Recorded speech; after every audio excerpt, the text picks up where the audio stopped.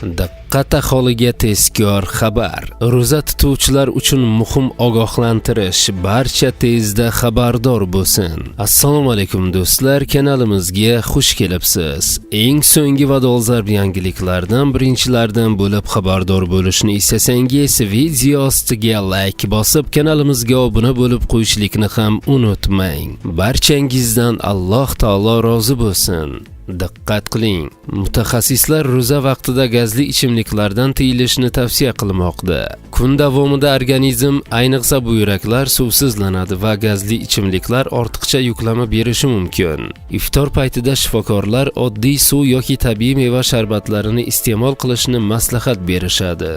Sog'lig'ingizni asrang va to'g'ri ovqatlanishga e'tibor bering.